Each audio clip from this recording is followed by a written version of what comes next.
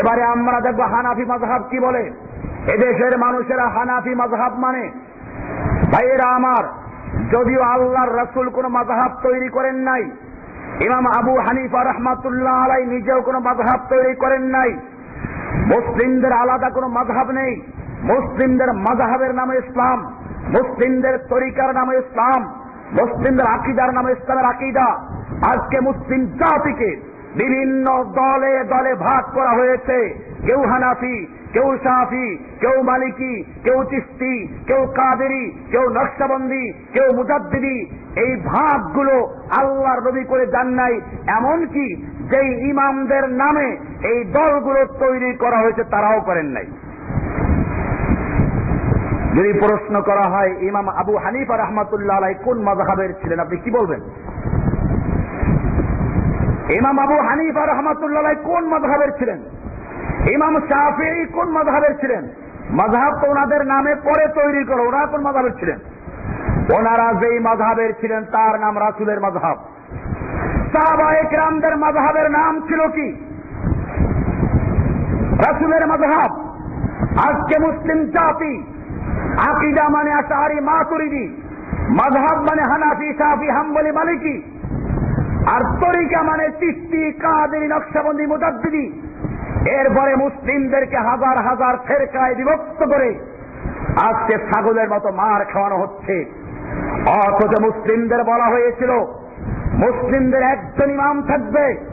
আল্লাহর রাসূল সাল্লাল্লাহু আলাইহি ওয়াসাল্লাম বলেছেন, আল ইমামুজ জুন্নাহ, মুসলিমদের যিনি ইমাম থাকবে একজন মাত্র আমির থাকবে, সে হবে ঢাল।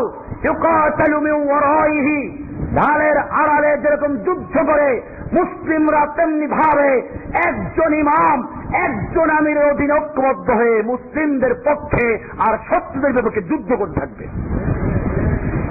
এই জন্য মুসলিম হিসেবে সহিহ হাদিস আল্লাহর রাসূল সাল্লাল্লাহু আলাইহি ওয়াসাল্লাম বলেছেন, ইযা বুইয়া লি খলিফাতাইনে ফাকতুলুল আখিরা মিনহুমা, যখন দুজন খলিফা অর্থাৎ মুসলিমদের একজন খলিফা থাকা অবস্থায়, মুসলিমদের একজন লিডার থাকা অবস্থায়, মুসলিমদের একজন ইমাম থাকা অবস্থায় যদি আরেকজন খলিফা গজায়, আরেকজন নেতা দাবি করে, আল্লাহর রাসূল সাল্লাল্লাহু আলাইহি ওয়াসাল্লাম বলছেন ফাকতুলুল আখিরা মিনহুমা, তোমরা ওদের মধ্যে দ্বিতীয় জনকে কতল করে দাও।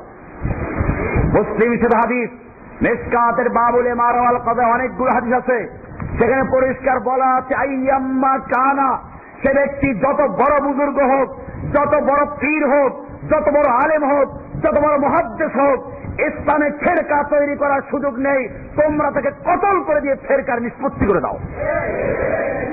আজকে মুসলিমরা খালি বিভিন্ন দলে বিভক্ত হয় নাই, মুসলিমরা তাদের টুপি পর্যন্ত ভাগ করে ফেলেছে। এক এক পীরের এক এক টুপি। আমার এর উপরে লেকচার আছে, আজকে সেদিক যাচ্ছি না।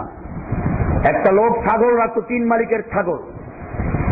ছাগল দেখছে একরকম, প্রতিদিন এক মালিকের আর এক মালিকের বাড়ি যায় রাখাল মার খায়।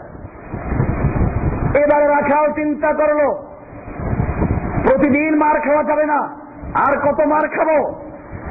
এজন্য সে চিন্তা করলো এক মালিকের যতগুলো ছাগল সবগুলোর কান ফুটা করলো। এখন ঠিক পাওয়া যাবে কান ফুটাওয়ালা যত ছাগল সব অমুক মালিকের চূড়াবালিশ বল। আর এক মালিকের যত ছাগল সবগুলো নাক ফুটা করলো। এখন থেকে নাক ফুটাওয়ালা যত ছাগল সবগুলো গুড়াবালির ছাগল। আর এক মালিকের ছাগলের গায়ে রং লাগাইলো। এখন আর ছাগল চিনতে অসুবিধা নেই।